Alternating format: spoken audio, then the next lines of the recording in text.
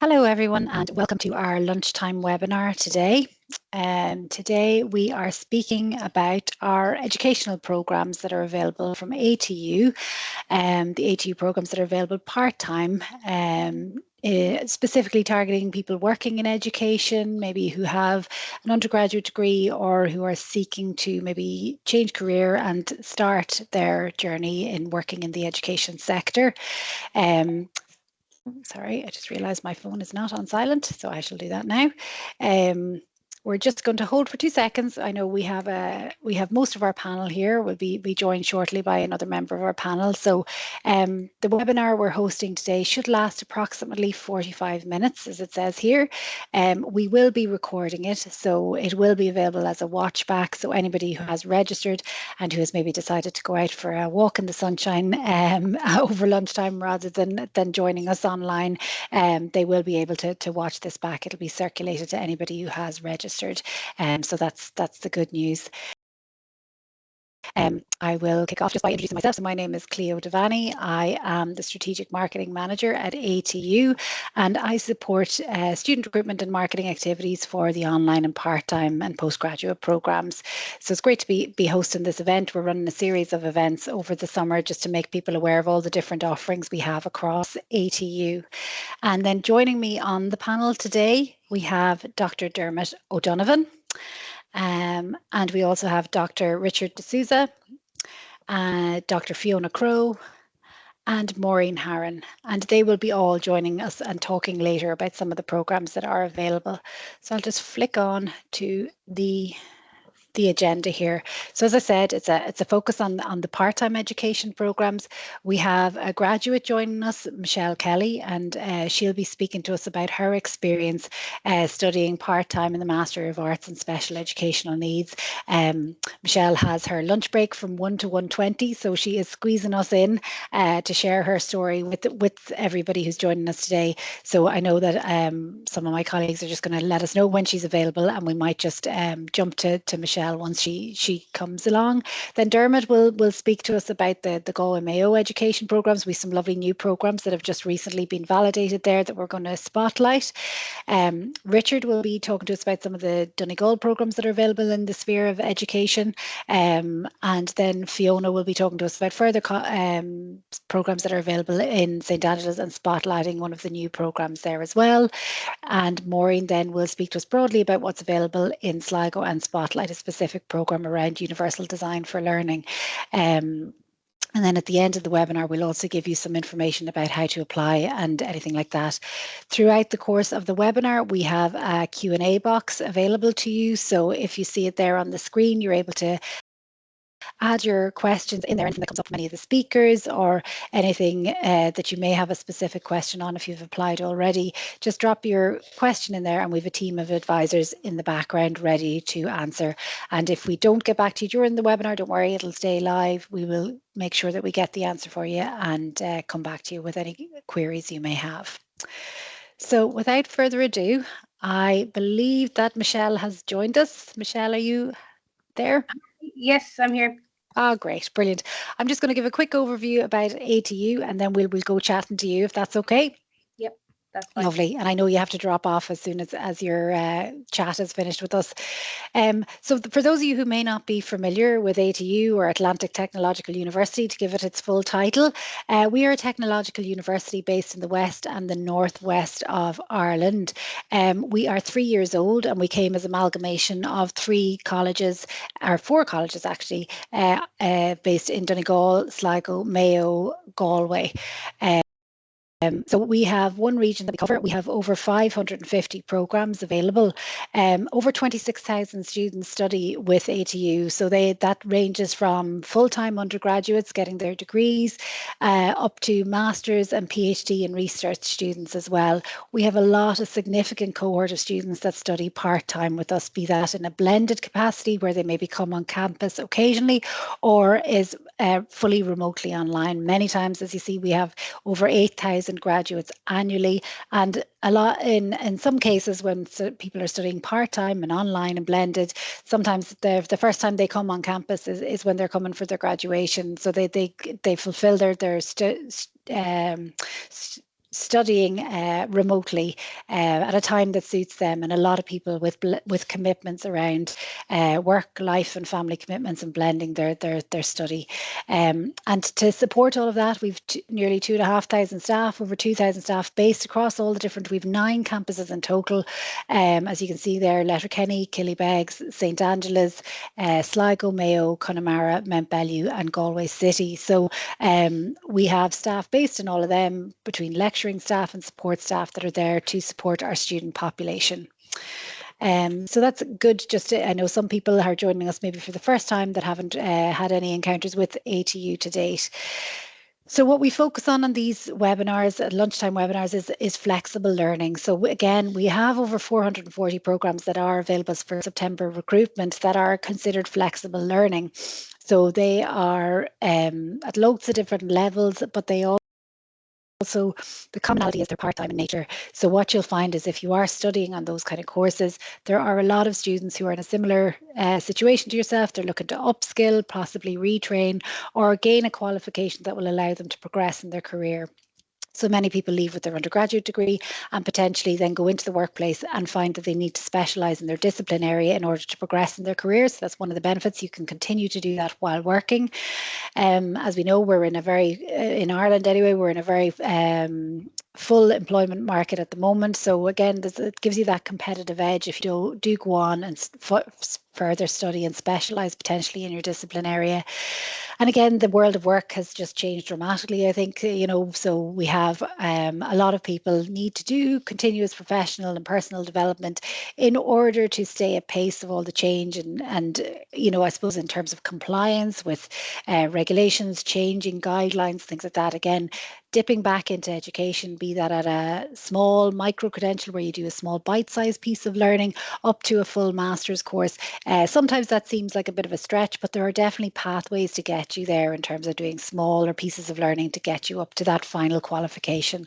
So again, everything we talk about today is available .ie/flexible. So our programs, all the support's available and all the information is there.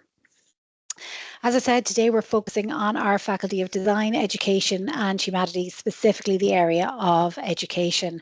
And we've 68 courses available for September intake in that area. 30 of them would be online, some are blended and some are on campus as well. And again, some people prefer face-to-face learning and those options are there as well. There's different levels available, a lot at level 9, so 46 courses available at level 9, which is our postgraduate level, and then some at level 8, 7 and 6 as well. So they are qualifications that you can build up over time. So we'll focus on our 32 education programs for the purposes of this webinar. And now I will speak to Michelle. Michelle, are you there okay? Yes, yep, I'm here.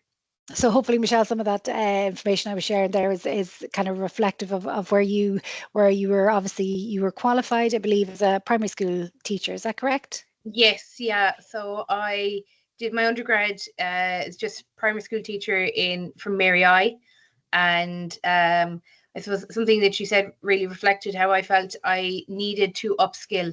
Our classrooms and our schools are becoming so diverse that we meet children with so many different needs. And I worked as a special ed teacher. I felt I needed to do the postgrad in special ed, at least as a start, to help me get on that path. Great, yeah. And then in terms of so that motivated you to do it, and you went and did the masters. Like, did that, I suppose, how did that decision come about? Was it kind of that was the route, or what swayed you to go down the masters in special education needs? Well, I had gotten on so well doing the postgrad. I enjoyed it. I loved my experience in St Angela's ATU. Really enjoyed the atmosphere that was there and the collegiality that was there between the lecturers and the people on the postgrad course. It was really supportive. And I am quite heavily involved in the teachers union, and I spend an awful lot of time at meetings talking about that we're under supported, we're under trained. So I said I was going to put pen to paper, and I was going to do something and create a bit of research around the area. So that was really what pushed my master's. So my master's was on the training and the level of confidence that teachers, primary school teachers, have in teaching students with diverse needs in their classes. So it was quite a wide research project, and came out that like the postgrads, like the one that I did with the PGCE in, are vital to class teachers. Yeah. No, that's great. So you started off signing up for the postgraduate diploma, was it? And then progressed on to do the master's, having seen that there was the research piece there, really, really relevant, obviously, to all the, especially with your involvement there as well. You're obviously hearing on the ground what's going on in schools. So that's fantastic. So that's been put into practice. And then just about your course itself, would you be able to pick out maybe a highlight or kind of what would stand out kind of from your experience? You were studying for maybe, was it 2 years? Yeah, so I did the postgrad was the first year, and then I continued on and did the master's the second year. The postgrad was the blended one, so it's the Department of Education funded postgrad, where you get 8 weeks in the college of lecture time split over 3 different blocks. And then the master's was a mostly online master's, but we did have online lectures and a day in then ATU, and obviously the support from our supervisor. I think throughout my whole experience, the support was the biggest thing that stood out to me. The lecturers came to me in the postgrad to do lesson observations. That was part of our postgrad, and they didn't come to judge, they came to support. And that's all that they kept saying to us was, we're here to support you and bring you from this step to the next. So I think as a teacher, especially a primary school teacher, when you see inspectors, you're fearful, whereas my experience was everyone was so supportive and wanted to develop practice within the classrooms and within our schools. That's fantastic. It's so important, like definitely. And in terms of what you're saying there, the impact that it's had on your career, I can tell by you that it's obviously helped grow your confidence in your, the role that you have. But anything else in terms of the impact it's had on your career? Well, for my future career, I am hoping now to apply to the NCSE to become a school advisor and work with them. I have started this year, I facilitate an autism class teacher support group in Clare. So at the moment, that's solely for primary school teachers, but next year we're looking to expand that for secondary school teachers to join in. And really, without the knowledge and support that I got in ATU, I wouldn't have had that confidence to go on and push myself to do that. And possibly down the line, I would love to go back and do a longitudinal survey review of my master's research to see how undergrad and postgrad training has evolved in a 5 or 10 year period. Great. Yeah. Like again, there's so much underdevelopment at the moment, and I suppose you can definitely see the gaps there. So I think it's definitely something you can revisit. Just finally, my last question for you, and I know you're squeezing us in your lunch hour, so we really do appreciate it.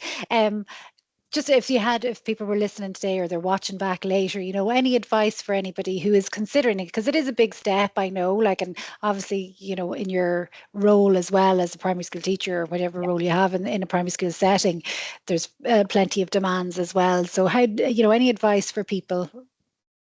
I would say and again, through my research, I did find this. I came across this from a lot of teachers in their feedback, that they were not afraid, but reluctant to take on board the work of a postgrad or a master's.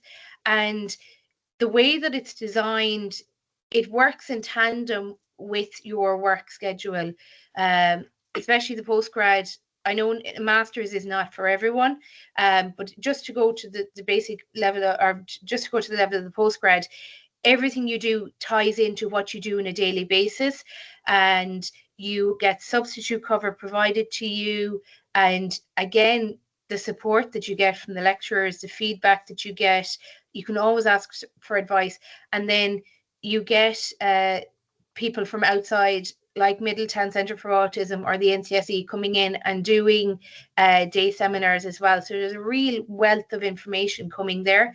It can seem like a huge amount of work, but it all ties into your own practice on a daily basis.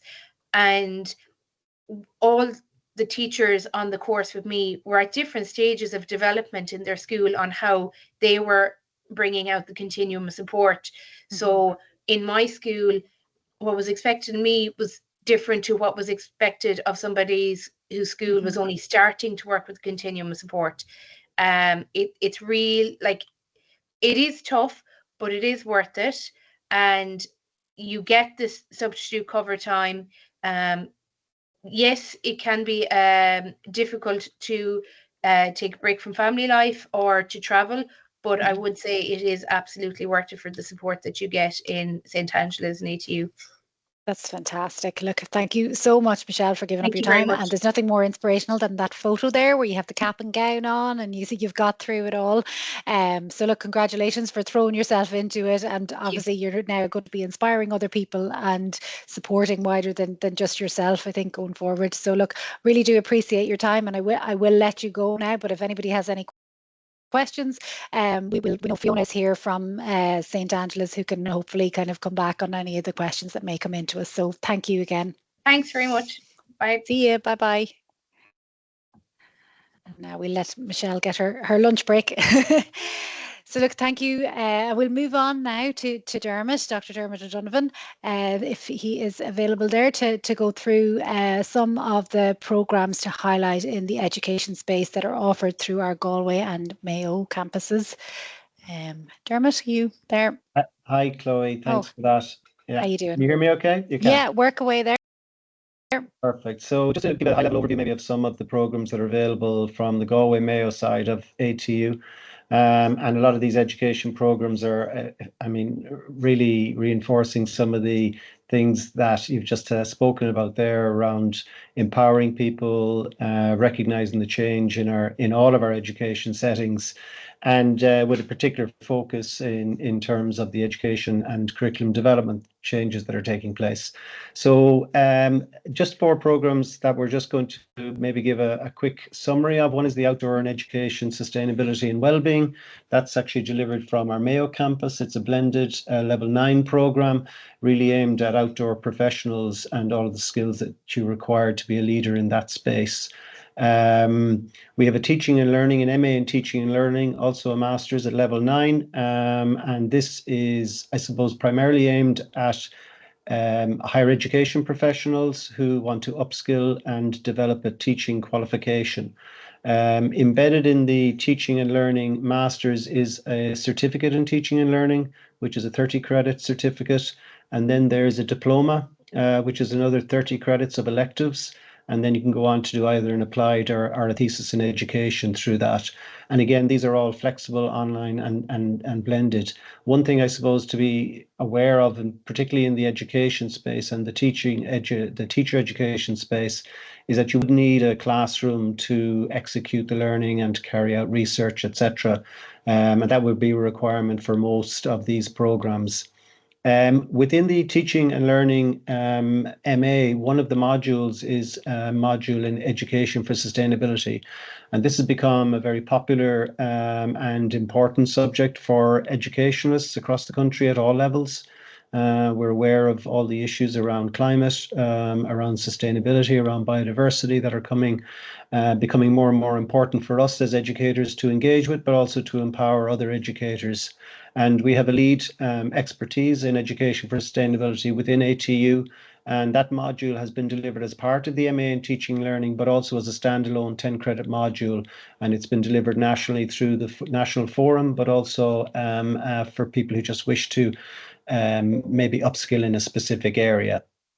And then the one, sorry, Dermot, yeah, I'm just asking Chloe? on that. So is that available as kind of like a small, is it at level 9 or what level is it At at? level 9. Those So are all level 9, level and 9, it's 10, okay. 10 credit, and it's run every year as part of the MA in Teaching and Learning, but there's been some other iterations of it as well through different fora as well. So just to maybe keep an eye out on ATU and social media for when it runs, because it does run more than once sometimes per year. Yeah. And the final one there is the Masters of Arts in Education Practice. It's a new program that we're going to do a little spotlight on now in a minute. There we go.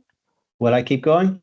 Yeah, I'll just put the spotlight there if you can see it. Perfect. Yeah. So this is a new Masters of Education Practice, an MA in Education Practice. It's primarily aimed at post-primary teachers who are qualified post-primary teachers who wish to upskill to a level 9 qualification. And it's very much designed to develop and enhance their teaching with a focus on research, practice, and reflexivity. The focus and methodology being used in this program is an action research, a part of practitioner research, and that's very much around planning, maybe an intervention, or planning a new methodology, executing it, reflecting on how that went for you, and then modifying it or making amendments to it. And that idea of reflexivity, continuous improvement, is very much aligned with CUSAN, the framework for professional development for teachers, which is what the Teaching Council would expect of qualified teachers. So it's an online and part-time program. There would be opportunities to bring cohorts together to enhance particularly the classroom culture and also professional networking. And it involves, it's what we call a structured master's. So there's 40 credits of taught modules. 6 of those are electives. So we've got modules in leadership and education, innovation and technology in teaching, with a particular focus obviously on artificial intelligence now, professional practice portfolio, whereby you're looking at developing your lifelong portfolio for, again, in line with the TASCA from the Teaching Council, inclusivity in education and well-being. These have become, as we've heard already this morning, such important topics and issues in schools. And also this very new area of climate action, sustainable development education. And that module actually aligns with the curriculum and the specifications of the new certificate subject for people who might wish to upskill into that area. And then the final one there is the practitioner research. So the first 6 there are electives, and then the practitioner research methods is a compulsory module for those who wishing to complete the master's. That prepares you for your thesis in education practice. And you can see the way it's structured there. You have them listed under year 1, which is you do 4 modules in year 1, and you do the thesis in year 2. And the way that the program is designed, the delivery, there's online delivery of 3 hours per week with a facilitated workshop with your lecturer.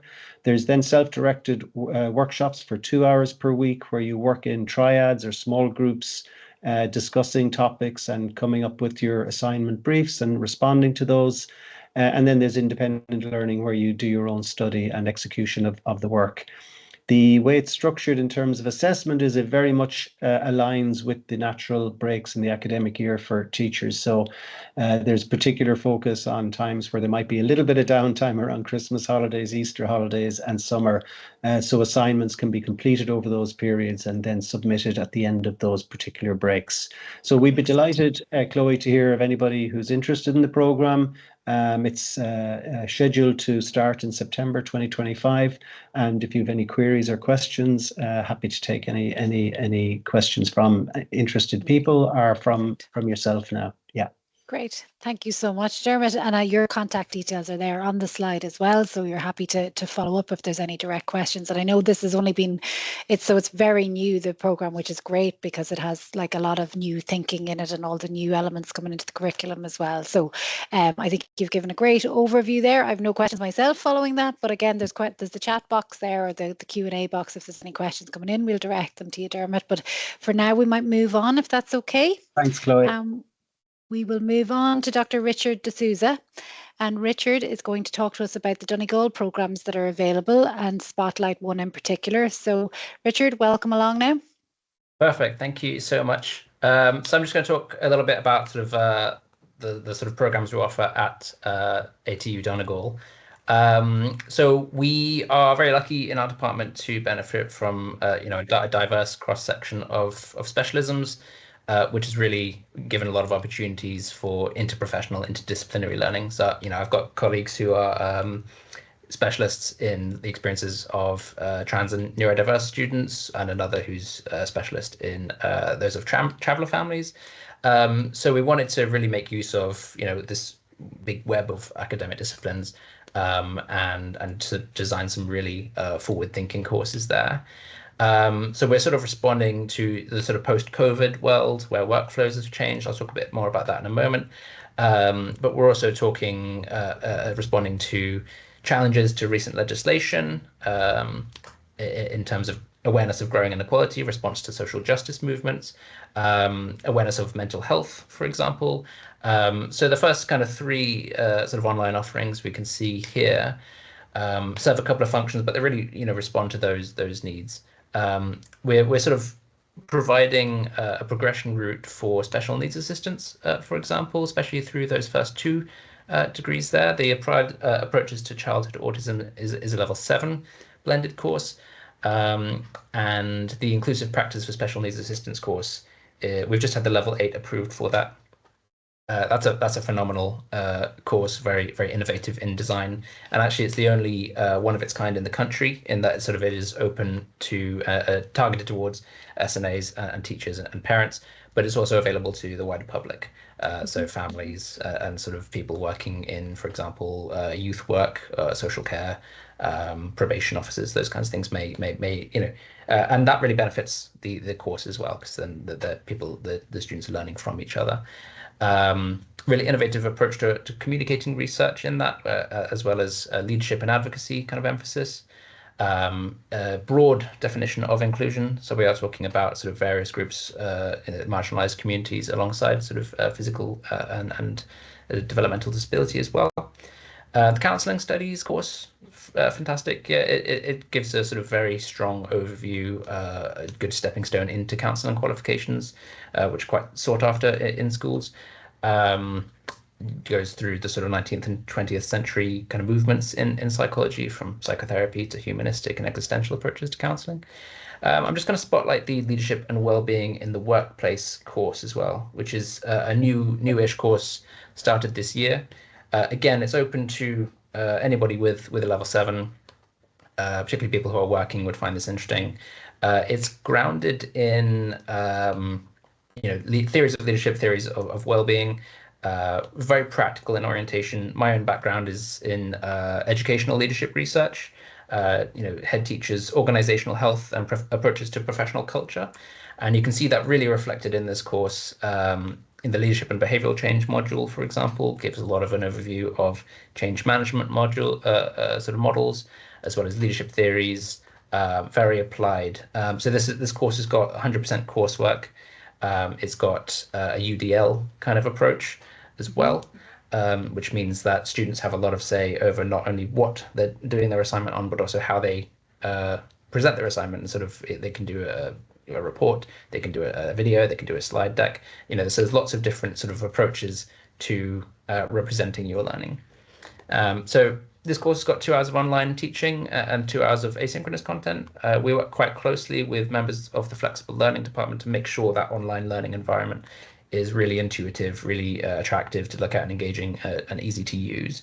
So we do things like interactive quizzes, competitive crosswords, Padlet tasks where everyone's kind of uploading their own work. But yeah, you can see there's quite topical sort of areas being touched on here, with this big strong emphasis on awareness around mental health, around digital environments, modern workflows. So we do cover things like the effect of screens on health. We've got a physical activity module, which has been really fun to teach, and the employability module, again, really practical, very applied skills, in terms of what does a good LinkedIn profile look like, what does a good CV and cover letter involve for people who are looking to move up in the industry, but also people who are looking to move out and into sort of specialisms within the industry.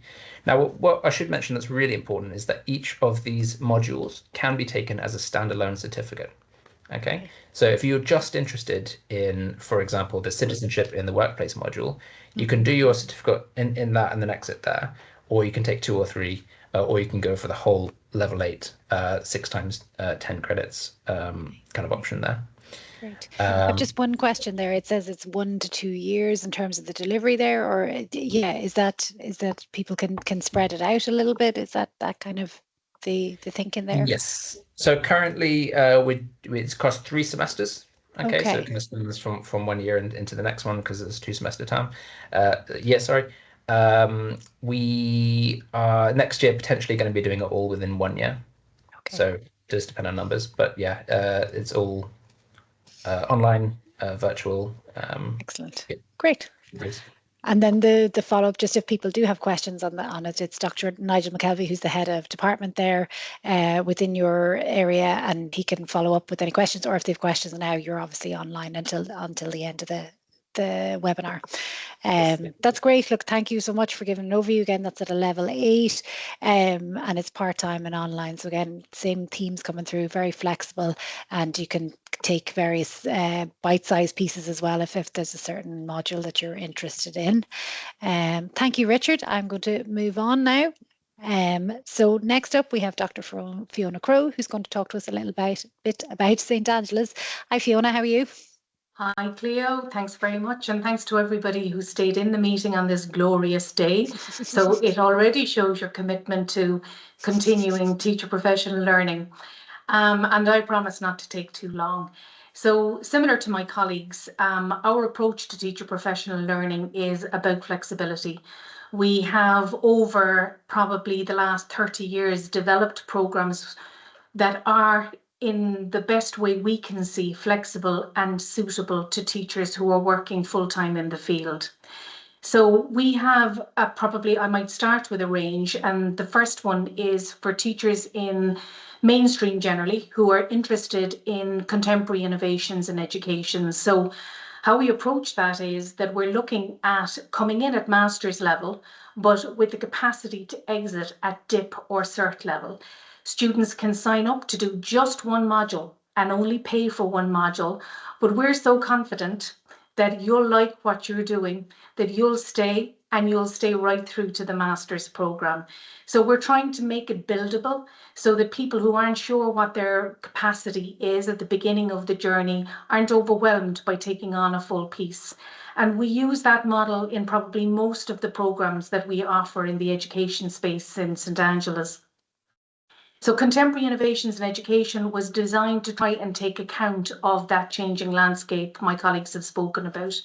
It's looking at the influence of modern society, of new information, new technological innovations, new assessment. So all of the things that concern teachers in schools. The next programme is an MEd in Home Economics, which is one of the disciplines on offer here specifically in St. Angela's.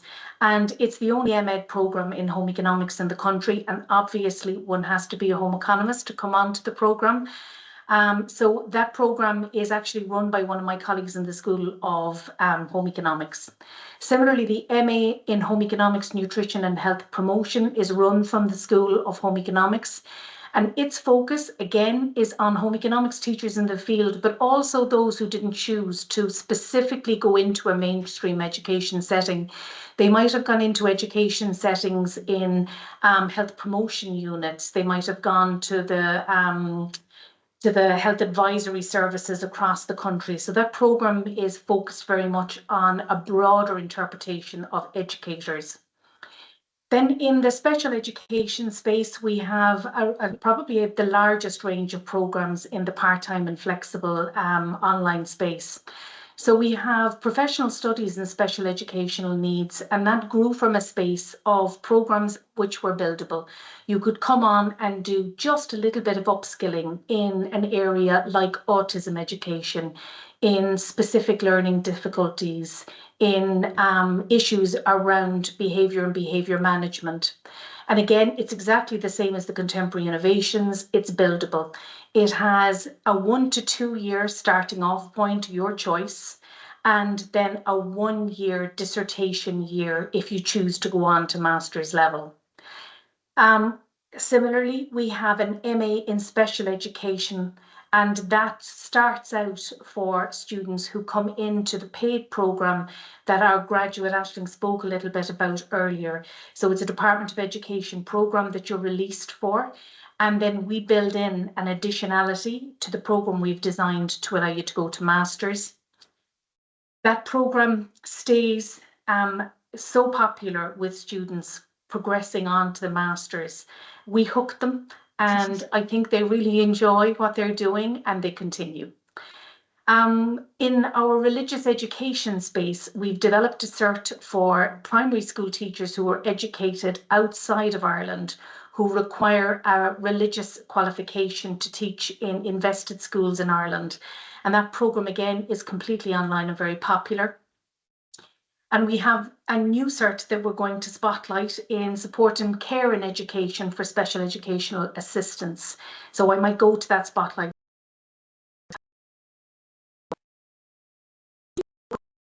Speaking to all educators, and this is aimed at your colleagues in your schools. This programme is aimed at working SNAs. The context is that the Department of Education are now willing to pay for any SNA who is working in a school part-time, maternity leave, sub-hours. They're willing to pay for them to do a qualification. We're fortunate enough to have been successful in a tender we put to the Department of Education and the NCSE, and we've been granted the programme for the next 3 to 5 years. So we've developed a level 6 special purpose award programme. We lose Fiona there. Have you lost me? Is all good, Cleo? Have I gone off? Who's gone off? I can hear you. Cleo, I can hear you. Fiona, we can hear you as well. Yeah. Yeah, great. It might just be you, Cleo. Okay, I can still keep talking to the SNA programme, so don't worry. So the programme is a 30 credit level 6 SPA. It's doable in 1 year, and it's done actually over the course of 10 months. It's intended to suit those working in the field of education, either in primary, post-primary or special school. They can opt into this programme, and it's entirely doable within the 10 months of the year. The programme is delivered with 3 modules in semester 1, 3 in semester 2. They run concurrently, so the modules are actually 4-week blocks, and the first 3 modules are completed by Christmas. The idea is that students will attend weekly live online webinars and access recorded lectures at a time that suits them. But they are required to attend 3 full in-person training seminars, which are going to be organised locally around the country. And just to say to you, our capacity here will be to take on 1,000 students. So we really hope that that's what the department is willing to pay for, so that you will go back to your schools and maybe friends in your communities who might be in that space and interested in doing the SNA programme. So the seminars, obviously, though, will be on a Saturday outside of school times. Again, this is built to be flexible and doable. So we don't want anybody who's coming back to education, maybe for the first time in a long time on this programme, to be scared off with the amount of work. We have lots of experience of working with SNA education, and it is absolutely designed to suit those people coming back in for the first time in a long time. So all that students need to apply for this programme is a signature from a principal to say that they're working in the school, and their programme will be fully paid for by the Department of Education. We will have some small capacity to take on paying students.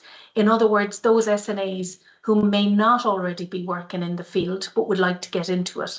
So we may have a small capacity to take on those kinds of students as well.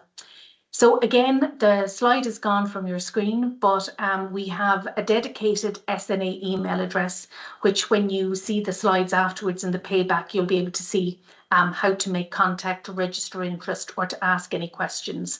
And I suppose the last thing I would say is, again, if you'd be good enough to spread the word to your colleagues who are critical in your classrooms. We're going to have a webinar for those SNAs that might be interested on the week of the 26th of May, and we'll offer further information and answer all questions that people might have who are interested. So that's me, Cleo. Thank you so much. Thanks, Fiona. Sorry, can you hear me now? Yeah, sorry, I experienced some technical difficulties. My connection seemed to have dropped there in the middle of that, and my slides aren't visible. Are they not to you, Fiona? No. They're visible again now. They've come back. Okay, great, Yeah. great. Sorry about that. Now it seems to be everything has dropped here, but thank you so much. And I know you kept talking, powering through in the face of technical difficulties. But as you say, the slides will be shared afterwards, so hopefully they'll be available for everybody. So thank you, Fiona, for your time, and hopefully you'll get to see the sunshine soon enough again. So I will move on to Maureen then, to our colleague Maureen Haran, who's going to speak about the education programmes available from Sligo. Maureen, are you okay to chat now? Yeah, can you hear me okay? Yes, perfect. Lovely. I can hear you. Hi everyone, it's great to be here with you today. I'm excited to introduce to you some of the offerings that we have here in A2 Sligo from the education perspective. These programs are really about designing or building skills, professional development, and as well as kind of educational design as well. So the PG Cert in Teaching, Learning and Assessment, that's 30 credits that runs over 1 year, and that is 2 15-credit modules over 2 semesters, is completely online over 1 academic year.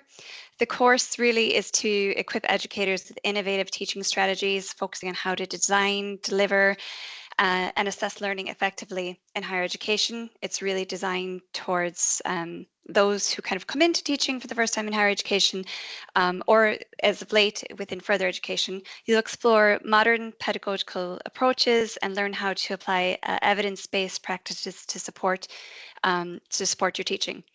The universal design for learning one, that is the spotlight that I'll speak to in a moment. The leadership and advocacy in the early years. This program is designed for professionals in early childhood education. It focuses on leadership skills, advocacy strategies, and how to positively influence our early years policies and practices, fosters better outcomes for younger children. It is delivered online over 2 years and it's part-time. The program is structured around 2 modules each semester. Each semester includes weekly 3-hour online lectures per module and either a 1 4-day or a 2 2-day on-site residential at our Sligo campus. The professional relationships that you develop through this course will provide the basis for your leadership and advocacy networks and communities of practice in the future.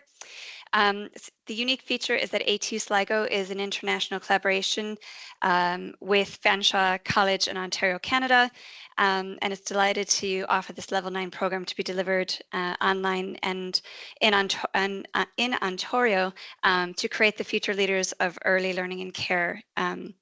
The introductory counselling skills then, that program offers foundational knowledge in active listening, empathy, and communication. Whether you're aiming to support others professionally or personally, this course provides skills to build meaningful supportive connections. The program is a level 6 QQI, 60 credits, runs part-time over 2 years, and the mode of delivery is blended, meaning that some of the teaching happens online and some of it happens face-to-face as well. There are 6 workshop days at the Sligo campus per semester, and these are built into blocks of 2 days, either over, I think it's over a Friday and a Saturday, approximately once a month. The level 9 in UDL, I might move on to that one, our highlight. The main aim of this program is to examine your own inclusive teaching practices by providing a deep immersive learning experience for those who either teach or support teaching in post-primary, further or higher education. And the postgrad certificate in UDL has 2 15-credit modules. Semester 1 is the module Understanding UDL Beyond Threshold Concepts, so moving beyond the surface learning that many of you might have done with digital badges or within inclusive teaching practices at maybe a level 6, 7, or 8. This goes into a much more immersive experience. And then semester 2 is implementing UDL to support student learning. And this is where educators really get the opportunity to implement the framework into their course. They're doing mapping exercises with the framework and looking at their teaching, learning, and assessment delivery and their approaches. The entry requirements for the PG Cert in UDL is an honours degree level 8 with an evidence of a 2-2 or higher. Completion of the National Forum UDL digital badge is a prerequisite, or recognition of prior learning related specifically to inclusive practice. The prerequisite for the Masters, so you can exit after year 1 with the PG cert, or you can progress onto year 2, which is the Masters, and that has a research project component. And those wishing to progress can take the learning in year 1 and kind of build their research question within year 1 and then advance that in year 2 as well. So for part-time online or blended learning, it's recommended that you should try to allow for 5 to 6 hours per week for 5 credit module hours of study.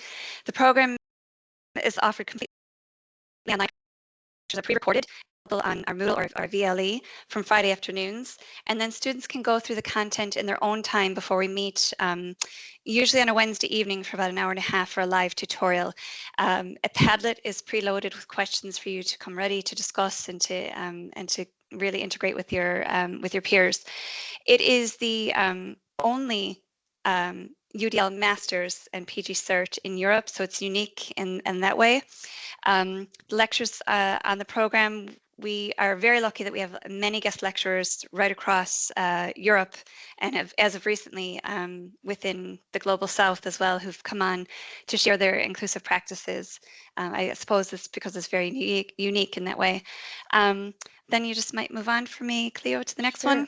Yeah. And just to say, the program offers a unique opportunity for lecturers or people who are either teaching or supporting teaching to really look at their own content and to do a deeper dive into inclusive practices threading through the UDL framework as well. This screenshot that I have up here is an interactive piece, a digital component that one of our students did with their creative project. The entire program is designed with UDL in mind, so there's a lot of flexibility that addresses variability of learners. We go through all of this content, but it is also delivered in this way as well. So we have to kind of walk the walk.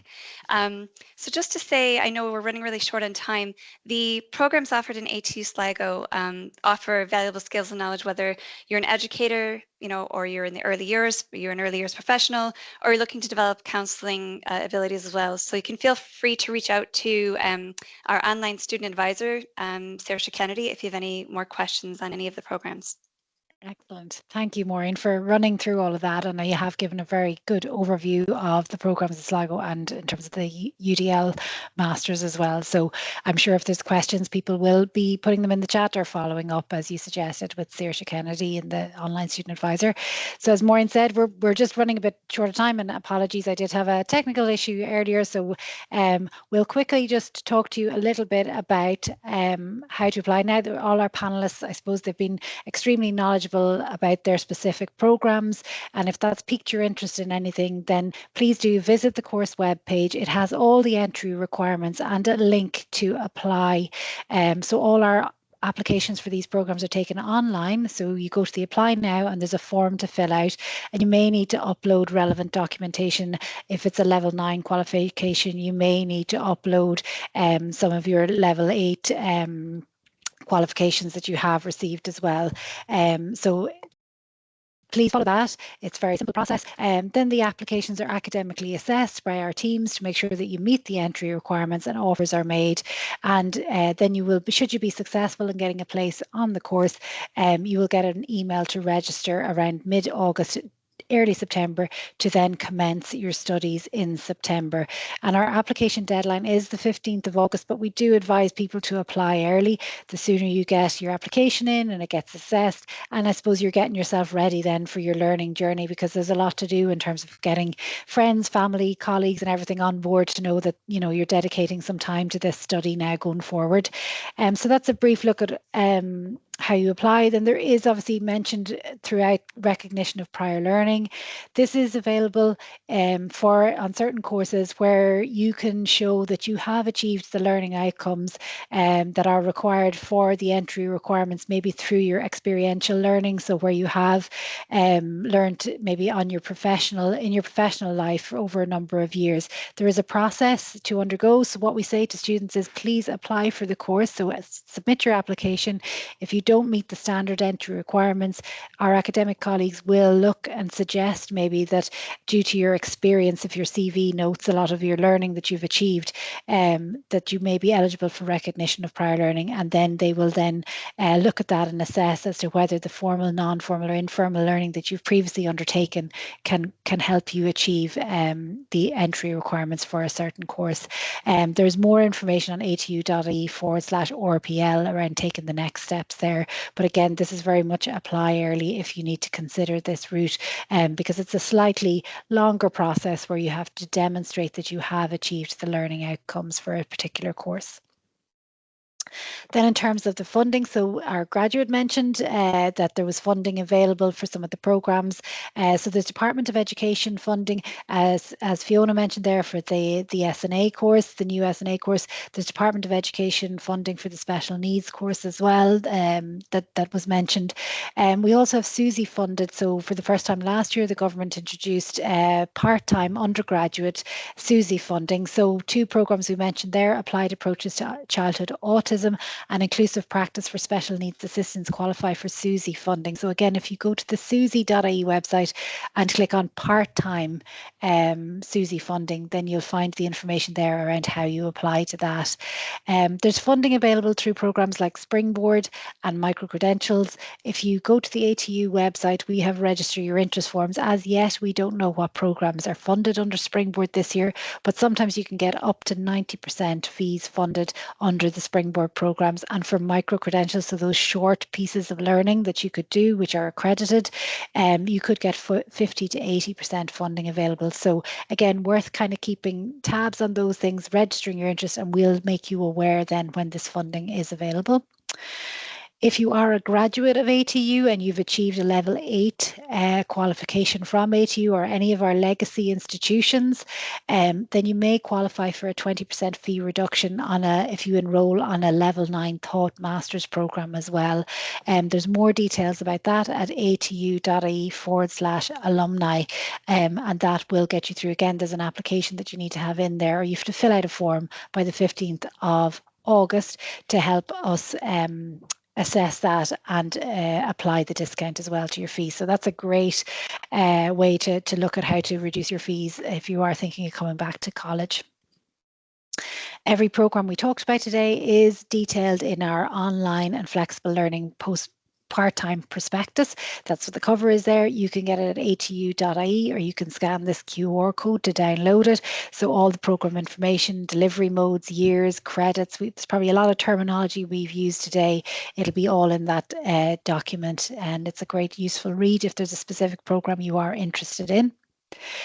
And then finally, just to mention that we do have further events coming up. If you weren't able to attend today, or you have friends who you know are colleagues that may be interested, we have some other webinars, again, all lunchtime webinars covering different discipline areas. So business, computing, design, arts and humanities, sport and nutritional science. And then in July, we will talk specifically about those funded courses that are available for September intake. And again, you can register through that QR code or go to atu.ie/flexible and look at the virtual event section. The calendar of events is listed there. And I will finally close then, and apologies for going over on this glorious sunny day. Thank you very much to each of my panelists, to Michelle Kelly, who shared her graduate story, to Dermot O'Donovan, Richard D'Souza, Fiona Crowe and Maureen Haran. It has been great to have you with us today and go through all the different programme options that are available to anybody. We will be sending this out as a watch back link, and we'll continue to answer any questions that you may have as well. And hopefully we look forward to welcoming you to ATU if we have inspired you at all today.